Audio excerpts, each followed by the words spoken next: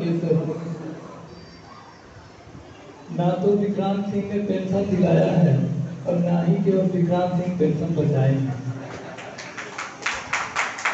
Pension दिलाया है आपकी एकता ने, आपके संगठन ने, और आपकी एकता और आपका संगठन ही इसे बचाएगा भी। एक बार पुनः अपने मंच संचालक महोदय का आभार, आपने हमें इस प्रसाद में बोलने का, अपनी बात रखने का अवसर दिया। आज इस मंच पर उपस्थित हमारे अभिभावक तुल्य वरिष्ठ साथी, झारखंड राज्य माध्यमिक शिक्षक संघ के प्रदेश अध्यक्ष माननीय दिवाकर महतो जी, इस विद्यालय जिनके छत्र छाया में यह कार्यक्रम आयोजित किया जा रहा है, इसके प्रभारी प्राचार्य डॉक्टर सत्येंद्र कुमार जी, राष्ट्रपति पुरस्कार से सम्मानित, जैसा कि उनकी विद्वता को आप उनके भाषण में देख सकते हैं, दिलीप झा जी, हमारे वरिष्ठ अभिभावक बैजनाथ सिंह जी, मंचासीन हमारे महासचिव श्री उज्जवल तिवारी जी, हमारे प्रांतीय कोषाध्यक्ष नितिन कुमार जी, प्रांतीय मुख्य समन्वयक पंकज कुमार सिंह जी, अभी तक इनका हमारे लोकेश जी, इनका प्रोफाइल अपडेट नहीं हुआ है। वर्तमान में वे हमारे संयुक्त महासचिव हैं, पूर्व में उपाध्यक्ष थे। तो हमारे भाई लोकेश जी, एनएमओपीएस झारोटेस के प्रांतीय उपाध्यक्ष और दुमका में आंदोलन के जड़ को मजबूत करने वाले काशीनाथ दा, प्रारंभ में दुमका में इस आंदोलन का बीजारोपण करने वाले पूर्व जिला संयोजक पवन मिश्रा जी, इस जोन के जोनल समन्वयक हमारे साथी निवास रजक जी के साथ आप सभी साथियों का हार्दिक अभिवादन करता हूं।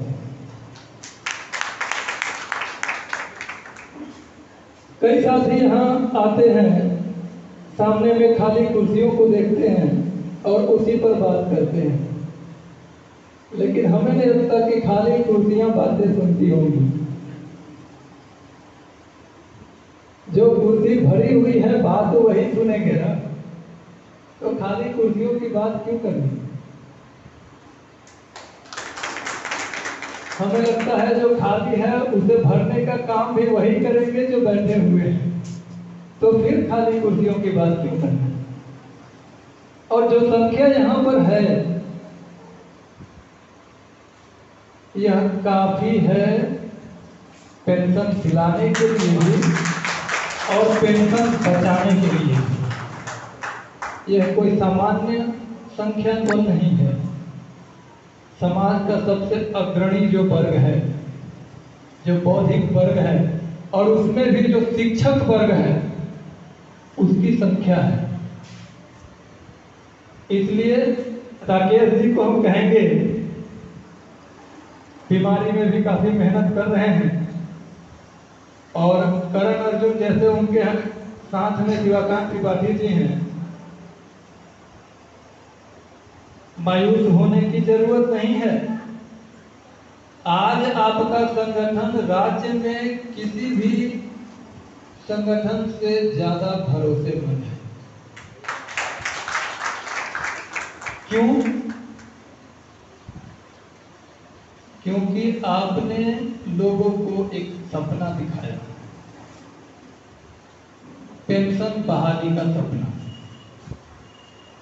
आप में से कितनों को लगता था कि पेंशन बहाल हो सकता है?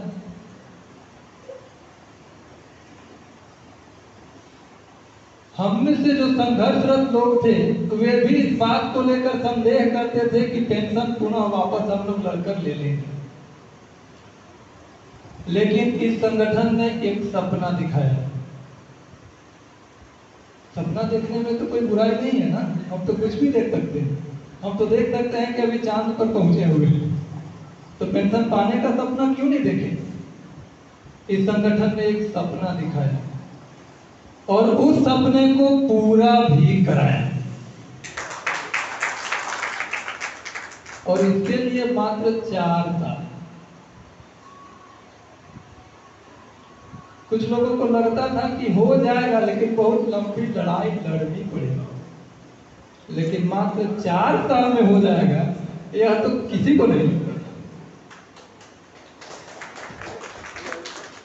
कितने साथियों को लगता है कि NMOPS के बिना यह संभव नहीं था? थोड़ा हाथ उठाइएगा। कितने साथियों को लगता है कि बिना हेमंत सोरेन के यह संभव नहीं था?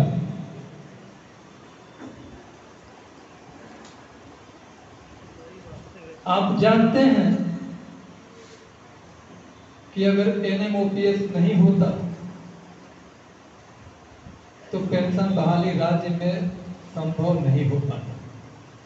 और यह भी उतना ही सच है कि अगर ऐसे संवेदनशील मुख्यमंत्री नहीं होते तो भी पेंशन बहाली संभव। इसलिए कौन दिलाया पेंशन? तो विक्रांत से पहले नाम आना चाहिए हेमंत दिलाया पेंशन। हम तो खुद लिए हैं, हम तो खुद ही लिए हैं। हम भी तो NPS में थे, तो हम अपने लिए लड़े ना, दिलाने के लिए थोड़े लड़े।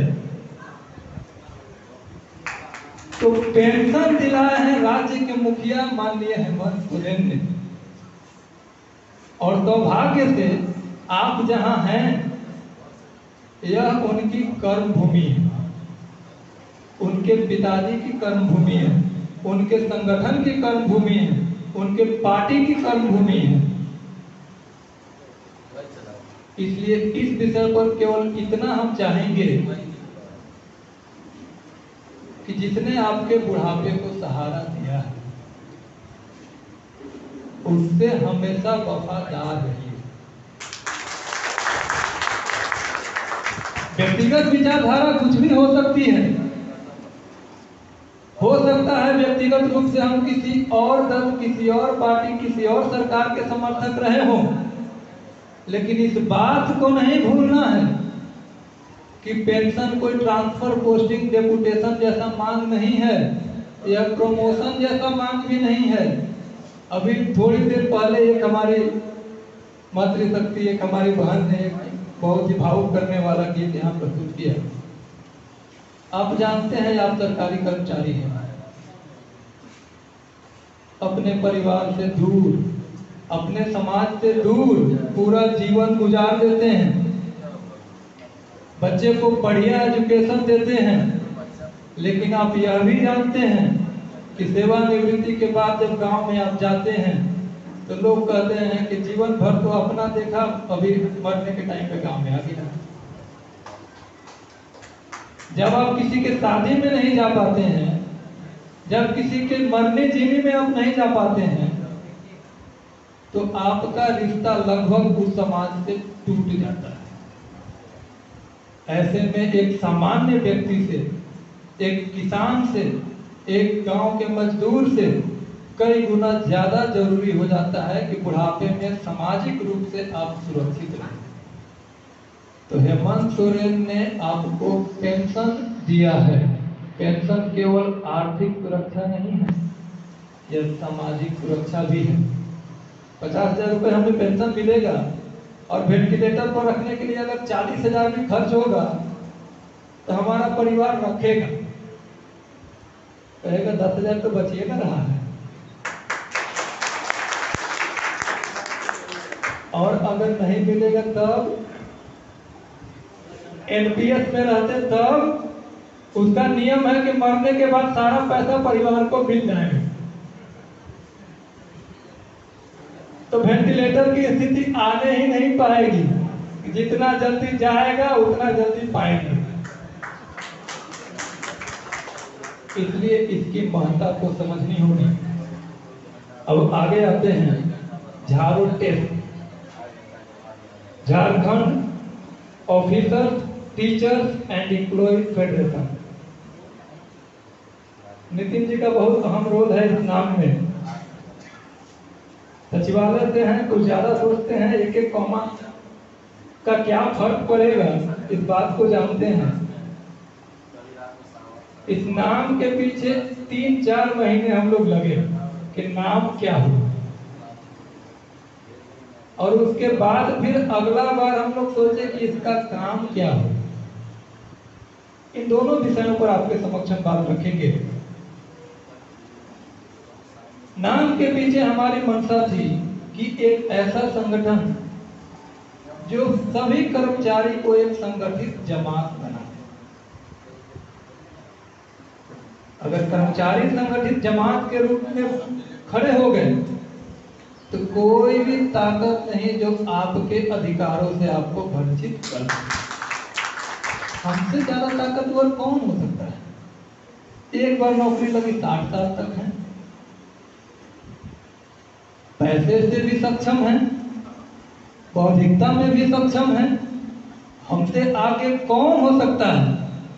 शर्त बस यही है कि एकजुट है कि नहीं है। तो झाड़ू टेस्ट नाम के पीछे मंशा है कि सभी कर्मचारी सामान्य कर्मचारी जो चतुर्थ वर्गीय हो, सभी अधिकारी और इन सभी को विचारधारा गढ़ने वाला जो वर्ग है शिक्षक, इसको एकजुट किया जाए। इसलिए नाम रखा गया Jharkhand officers teachers and employees federation. हम वैसे मसलों पर ही फाइट करेंगे जो कॉमन हो, मास को प्रभावित करता हो। वैसे मुद्दे पर हम लोग काम शुरू करेंगे। आगे इस पर हम लोग जब काम करना शुरू किए तो सबसे पहला हमारा मुद्दा आया, प्राथमिक मांग जो सबसे पहला है वह है पेंशन को बचाना है, अपना पैसा वापस। बाकी लोग को नहीं लाना है क्या? पेंशन को बचाना है और अपना पैसा वापस। कभी कभी मेरे दिमाग में आता है कि पैसा वापस क्यों लाना, उसमें तो 13% ब्याज मिल रहा है।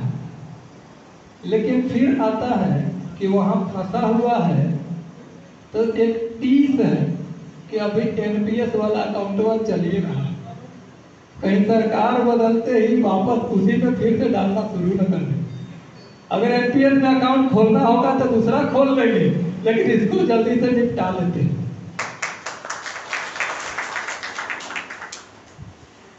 इस मांग के लिए एक और कारण है। एक पार्ट आप देख रहे हैं अपना पैसा वापस लाना है, लेकिन शुरू में आपने ध्यान नहीं दिया, पेंशन को बचाना है। एक सप्ताह पहले तक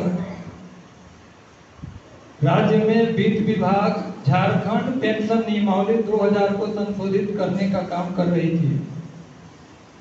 पिछले 6 महीने से लगभग काम चल रहा है, लेकिन एक सप्ताह पहले तक वे चर्चा कर रहे थे कि जो पेंशन संशोधन नियमावली 2021 है केंद्र सरकार का, उसको एज इट इज हम लोग एडॉप्ट कर लेंगे। उसमें क्या है, अंतिम वेतन का 50% पेंशन और 9 साल 9 महीना को भी 10 साल के बराबर माना जाएगा और 10 साल पर फुल पेंशन।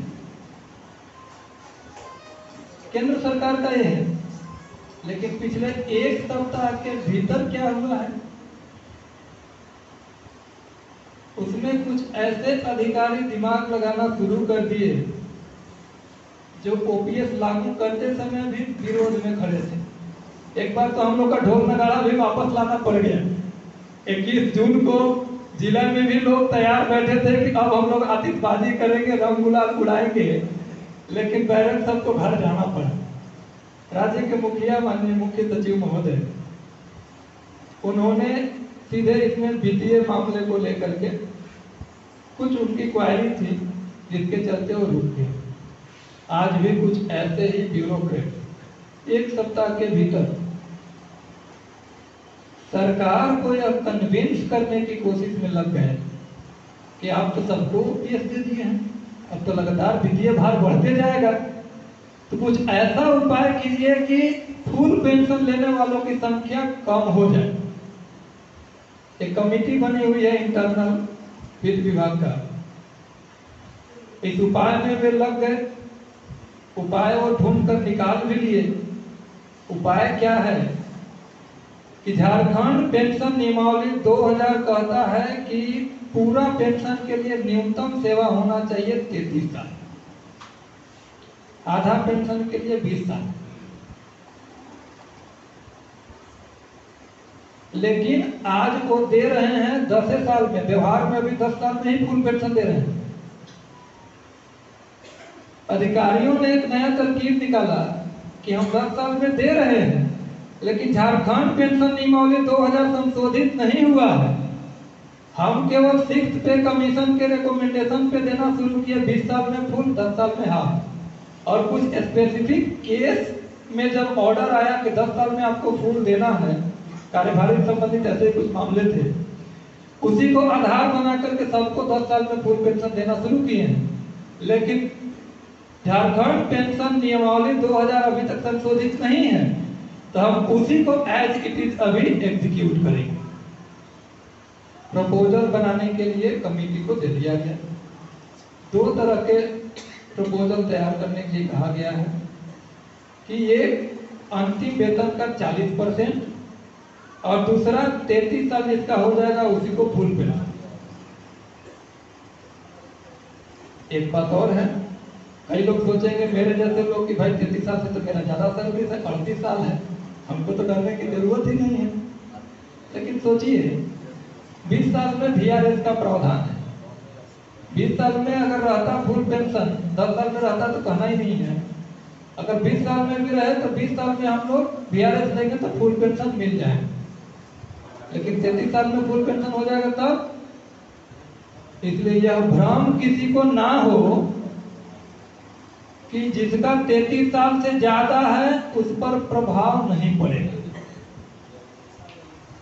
और यह भ्रम किसी को ना हो कि यह उन पर लागू होगा जो बाद में ज्वाइन करेंगे। अभी बातें यही चल रही है कि यह उन सभी पर लागू होगा जो संकल्प जारी होने के बाद में रिटायर हो। है ना चिंता का विषय? चिंता का विषय है कि नहीं है? कई साथी निश्चिंत हो गए थे कि पेंशन तो बहाल हो गया है, अब हमारा क्या काम। लेकिन हम बार बार एक ही बात कहते थे, हम बार बार एक ही आग्रह करते थे कि जब बच्चा नवजात अवस्था में होता है तो उसको खुलेआम आप नहीं छोड़ सकते हैं, उसको लगातार केयर करने की जरूरत है। अभी पेंशन कितने साल का हुआ है? पेंशन कितने वर्ष का हुआ है जो नया ओपीएस लागू हुआ है? 1 साल। 1 साल के बच्चे को आप ऐसे ही छोड़ देंगे? छोड़ने पर क्या होगा? छोड़ने पर वो असुरक्षित है, उसके साथ कोई भी घटना घट सकती है, या खुद से जाके कहीं गिर जाएगा, कहीं चोट लग जाएगा, कोई गंभीर नुकसान भी होगा। अभी यही अवस्था है। अधिकारियों में एक 30 है, विशेष करके आईएएस वालों में, कि हम हैं आईएएस और हैं एनपीएस में। अधिकारी किस में हैं? आईएएस वाले जो सेंट्रल सर्विस के हैं, और ये छोटे कर्मचारी हैं किसमें है? ओपीएस में। हम अधिकारी एनपीएस में और ये कर्मचारी ओपीएस में कैसे हो सकता है? ये टीस है, बस बात है गुरूर की, मजदूर की, हुजूर की। बस बात है गुरूर की, मजदूर की, हुजूर की। गुरूर तो गुरूर है, मजदूर क्या हुजूर है।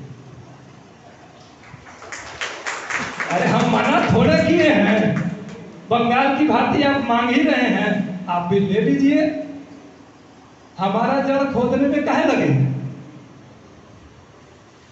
सरकार में बैठे हुए मुख्यमंत्री 10 साल में फुल पेंशन देने के लिए तैयार हैं और आप हैं कि पैसा बचाने के लिए बेदम हैं। जब सरकार दोहरी पेंशन का भार उठा सकती है, दोहरी पेंशन मतलब लगभग 800 करोड़ रुपए एनपीएस में अंशदान था सरकार का पिछले साल तक, और अभी तो एनपीएस वाले रिटायर नहीं हो रहे हैं, नगर में है, अपवाद में, तो मतलब पुरानी पेंशन भी वो दे ही रहे हैं। सर जैसे रिटायर होंगे तो पुरानी पेंशन तो इनको मिल ही रहा है, तो पुरानी पेंशन का भी भार दे रहे हैं और एनपीएस में भी दे रहे हैं। तो दोहरी पेंशन का भार उठाने से सरकार की सेहत नहीं खराब हो रही है, लेकिन बाद में आज से 15 साल बाद केवल एक पुरानी पेंशन देने में उनका सेहत बिगड़ जाएगा। ये बात मुख्यमंत्री को समझाया जा रहा है, और किसके इशारे पर? किसके इशारे पर? और किसके इशारे पर? उनके इशारे पर जिनको लगता है कि ये लोग डुमरी चुनाव हरा दिया है। तो कुछ ऐसा खोज लगाओ कि ये लोग भड़क जाए। ये लोग भड़क जाएगा तो फिर 2024 में कोई नहीं बांध पाएगा। ये लोग ओझा है जो हमारा भूत भगा देता है। इसलिए 2 तरह की बातें आपको सोचनी होगी। निश्चित तौर पर चिंता का विषय है, लेकिन ब्यूरोक्रेसी के खिलाफ और सरकार के साथ, इस थीम के साथ हम लोग आगे बढ़ेंगे। और आप भी जानते हैं कि जिस संगठन में पेंशन दिलाने की क्षमता है, उसी संगठन में पेंशन बचाने की भी क्षमता।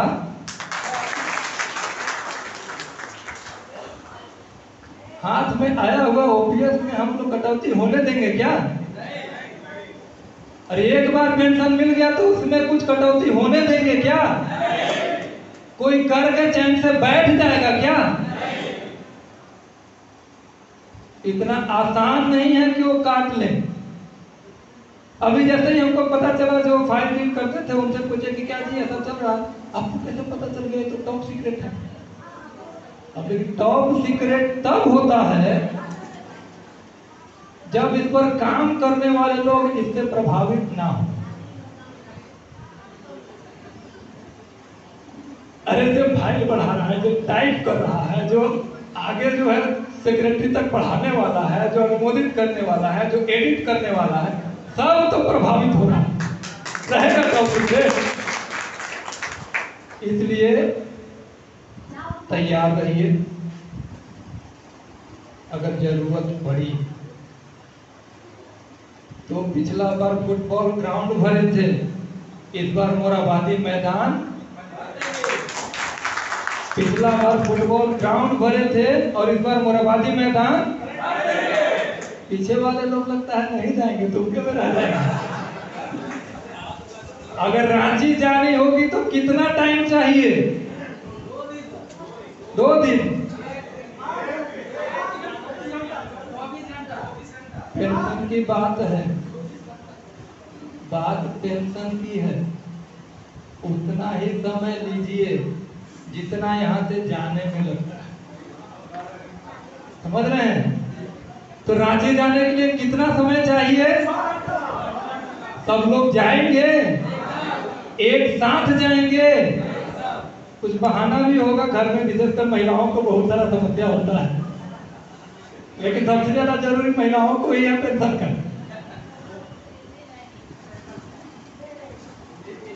तो आपको फिर से रांची की तैयारी करनी होगी, पूरी ताकत से राकेश जी का साथ देना होगा, ईमानदारी से राकेश जी का साथ देना होगा। जब इस सरकार में अधिकारी ऐसी हिमाकत कर सकते हैं, कहीं सरकार बदल गई तो क्या क्या नहीं होगा। बात डरने की है, लेकिन लड़ने के लिए भी है। संघर्ष अभी खत्म नहीं हुआ है साथियों। बच्चा जब तक नवजात है, इसको देखिए, इसको प्रौढ़ कीजिए, वयस्क कीजिए, और वयस्क होता है 18 साल में। तब तक चैन से मत सोइए। सरकारें पॉलिसी बनाती हैं, उसमें बदलाव भी लाती हैं, लेकिन वह निर्भर करता है कि उस पॉलिसी से जो अफेक्टेड जो वर्ग है अपने मांग को लेकर कितना ज्यादा सक्रिय है, कितना ज्यादा संजीदा है। इसलिए अब बात करते हैं, कई अधिवेशन जब होता है, कई साथियों को लगता है हमको बोलने का मौका नहीं मिला, हमको तो मंच पर बैठने का मौका नहीं मिला, हमको तो गाने का मौका नहीं मिला, हमको माला पहनाने का मौका नहीं मिला। थोड़ी सी बात हम इस पर कहना चाहते हैं, क्योंकि हम बहुत, जब राज्य स्तरीय कार्यक्रम होता है तो इस बात को झेलते हैं। बड़े से बड़े कार्यक्रम को उठाकर देख लीजिए, क्या आपको याद है कि मंच पर कौन कौन बैठा था? क्या आपको याद है कि भाषण कौन कौन दिया था? एक दो को याद होगा, सबका तो याद नहीं होगा। क्या आपको याद है कि किसने किसको बुके दिया? आपको एक ही बात याद है कि पहले आप एमपीएस में थे और आज। इसका मतलब साफ है कि मुद्दा केवल याद रहता है। तो हम मुद्दे पर क्यों न निर्भर रहें, हम मुद्दे पर क्यों न केंद्रित रहें? इन बातों से कोई फर्क पड़ता है क्या कि मंच पर कौन है कौन नहीं है? इन बातों से फर्क पड़ता है क्या कि भाषण किसने दिया किसने नहीं दिया? फर्क पड़ता है उसी बात से जो कालांतर तक याद रहेगा, जो हमारे जीवन शैली को प्रभावित करेगा। और हमारे जीवन शैली को प्रभावित करता है हमारा मुद्दा। मुद्दे पर आते हैं, जब एनएमओपीएस को झाड़ू टेस्ट के रूप में हम लोग संगठन के रूप में इसको नए सिरे से लॉन्च किए, चार्टर ऑफ डिमांड इसके बनाए गए। पहला मांग पेंशन बचाना है, वो एनपीएस का पैसा वापस लाना है। और दूसरा मांग है हमारे दर के लिए हर हाल जो नहीं बोलेंगे वो 59 साल हो जाएगा। तो हर हाल, सबको सपने लग रहा होगा कि 62 तक थोड़े हो गए, पेंशन जैसे सपना लगता था, लेकिन हम कहते हैं कि सपना देखिए पूरा होगा। तो हर हाल जिसका हाथ नहीं उठ रहा है वो 33 वर्ष या 55 साल, यही ना वो पॉलिसी है, तो उनका घट करके 55 साल हो जाएगा। इसलिए हर हाल, अरे जब पेंशन दे रही है सरकार घर में बैठा के आधा, तो ऑफिस में रख के पूरा दे दे, कोई दिक्कत है? इसलिए हर हाल 62 साल पर छोटा सा कहानी। अभी हम गए वित्त विभाग के सभी पदाधिकारियों को आभार प्रकट करने, पेंशन पेमेंट ऑर्डर वाला जब निकला संकल्प, तो आभार प्रकट करके आधे घंटे लगभग बातचीत हुई। अनिरुद्ध प्रसाद सिन्हा ज्वाइंट सेक्रेटरी हैं, उनसे हम लोग बाहर निकलने लगे तो कुछ विक्रांत जी सुनिए ना, एक जरूरी बात है। क्या है? 62 साल होगा क्या? कब तक होगा? 2 साल में मेरा रिटायरमेंट। हमारे कई साथी तो आईएएस में प्रमोशन अभी नहीं दे रहे हैं, रोक के रखे हैं कि केंद्रीय सर्विस में चल जाएंगे तो साथे में चल जाएंगे, राज्य में रहे तो 62 साल तक रहेगा। भरोसा देखिए, वित्त विभाग के वरीय अधिकारियों का भरोसा देखिए अपने इस बैनर के ऊपर। बैठे वहां हैं जहां पॉलिसी बनती है, लेकिन उम्मीद उनसे करते हैं जो संघर्ष कर रहे हैं। इस पर प्रगति हमारे पवन मिश्रा जी के द्वारा पूछी गई है। यह एक नीतिगत मामला है, बड़ा मामला है, निश्चित तौर पर हमारे हित में है। माननीय मुख्यमंत्री कार्यालय से 2-3 बार इस पर बातचीत हो चुकी है। उनका कहना है कि एक तरफ इससे आपको फायदा होगा, लेकिन दूसरे तरफ विपक्ष इस मुद्दे को छात्रों के बीच लेकर जाएगा और कहेगा कि अरे देखो बहाली तुम्हारा नहीं ले पा रहे इसलिए 2 साल बढ़ा दें। उनकी मनोदशा को भी समझना होगा। तो थोड़ा सा बहाली निकलने दीजिए, रिक्रूटमेंट हमारा क्लियर होने दीजिए, इस मुद्दे को हम लोग लेंगे, ठीक है? अरे कोई बात नहीं, घोषणा पत्र में रखे ना, एक बार घोषणा पत्र में आ गया तो फिर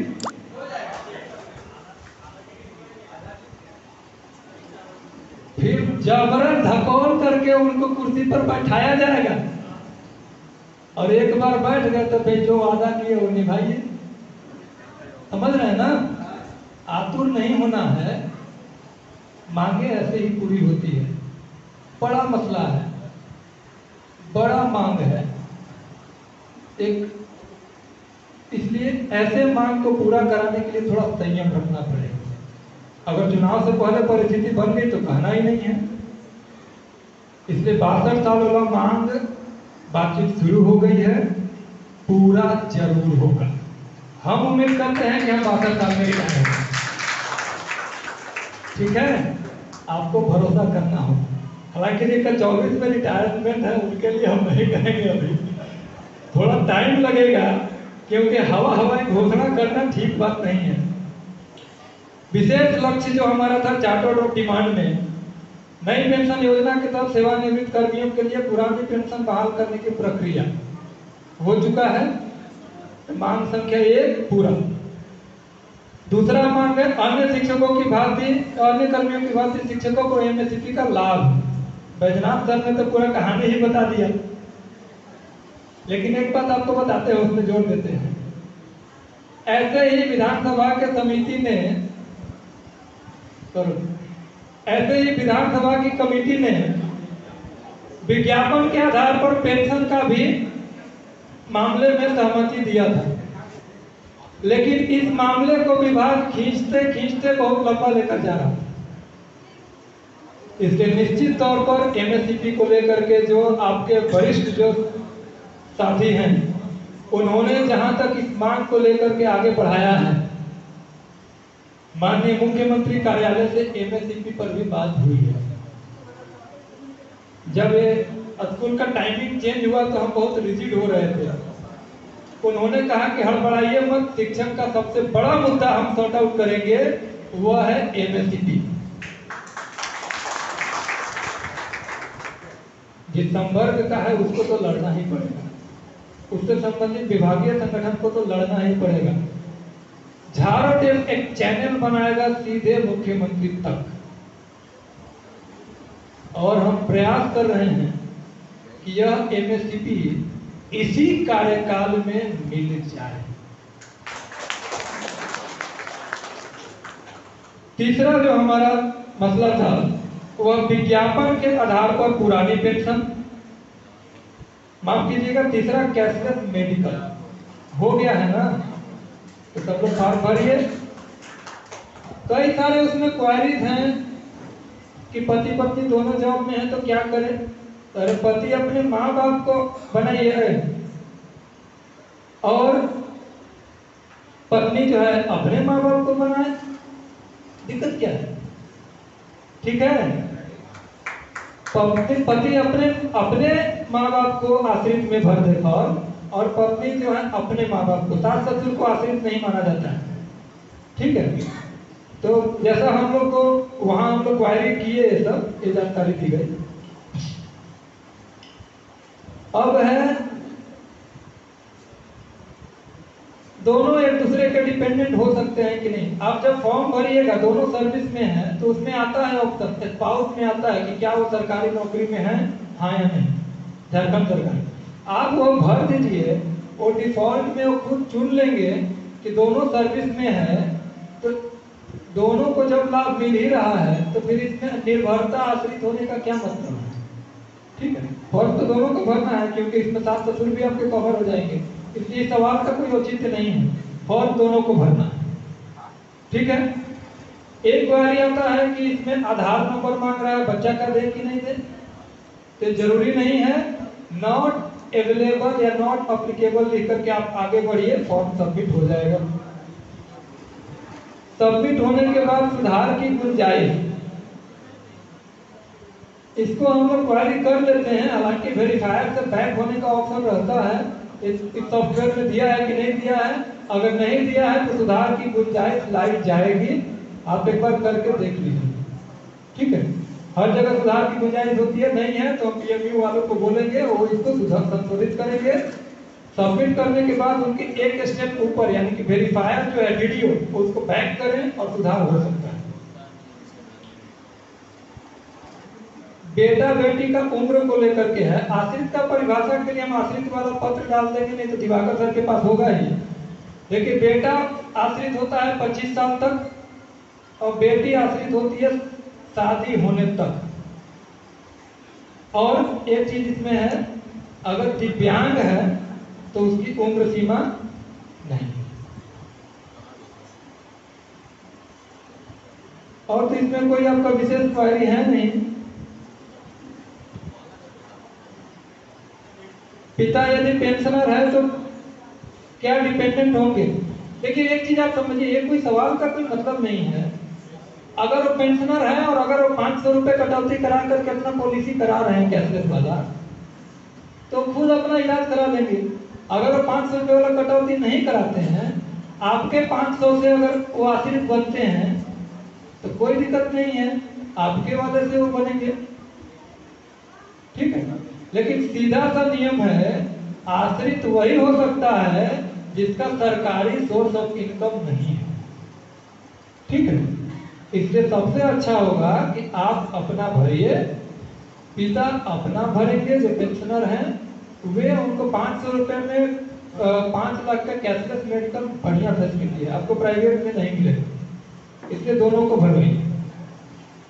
अब पिता का नाम है, आप आश्रित में डालिए, कोई दिक्कत नहीं। एक सवाल है, डिपेंडेंट चेंज होगा कि नहीं है? क्यों नहीं चेंज होगा? आज जो हमारे डिपेंडेंट है, कल वो डेथ कर गए तो क्या होगा? वो थोड़े रहेंगे। आज बच्चा नहीं है, कल बच्चा अगर जन्म लेगा तो क्या होगा? डिपेंडेंट बनेगा ना। कई लोग आज शादीशुदा नहीं है, कल शादी होगा तो क्या होगा? समझ रहे हैं? ये तो बहुत ही व्यवहारिक सी बात है, इसको पूछने का क्या जरूरत है? डिपेंडेंट या नॉमिनी हमेशा बदलने वाली बात है। आप जब चाहे, जब तक आप जीवित हैं, आप बदल सकते हैं, जब चाहे आप बदल सकते हैं, वो प्रोविजन रहेगा, हमेशा रहेगा। एक विशेष मांग है जो बहुत बार बार आता है, अंतर जिला वाला। देखिए, पेंशन सबसे बड़ा मांग था, पेंशन सबसे बड़ा मांग था, लेकिन व्यक्तिगत नहीं था, इसलिए संख्या आज उतना नहीं। अगर किसी का व्यक्तिगत डेपुटेशन करा दीजिए, फिर उसको कहिएगा कि मेरे अति गाय के लिए थोड़ा घास काट के ले आइए ना, वो लेके आ जाएगा। अरे हमारा ये पोस्टिंग कराया है भाई, समझ रहे हैं? ये हमारी मानसिकता है, हम व्यक्तिगत मांगों पर ज्यादा प्रभावित होते हैं। लेकिन स्थानांतरण, जिला स्थानांतरण जो 1994 वाला नियमावली था, एक बार तो मिलता था ना, उसी नियमावली पे कई लोग योगदान किए, बाद में सरकार ने नियमावली बदल दिया। एक बार जिला स्थानांतरण का मौका मिलेगा।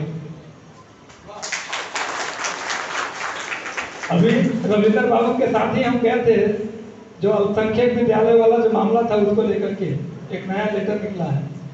इस विषय पर जिला स्थानांतरण पर हमने सेक्रेटरी उपलब्ध नहीं थे, तो आपके डॉक्टर नेहा अरोड़ा मैडम हैं डायरेक्टर, उनसे मिले। उनसे हमने पूछा कि जिला स्थानांतरण में आपके तरफ से क्या क्या दिक्कत है। वो बोली कि जिला रोस्टर पर नियुक्ति हुआ है। ठीक है, तो आपको दिक्कत क्या है ट्रांसफर करने में? तो रांची जिला में अगर कोई एसटी पे नियुक्त हुआ है तो उसको दुमका कैसे करेंगे? हम लोग दुमका कर दीजिएगा तो क्या होगा, तो रांची जिला में एक एसटी का पद खाली हो जाएगा।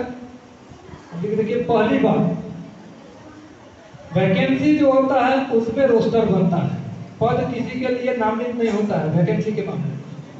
और दूसरी बात, अगर रांची में एसटी का पद खाली होगा तो क्या उसमें केवल रांची के ही लोग भरेंगे कि दुमका वाला भी लड़का भर ही सकता है?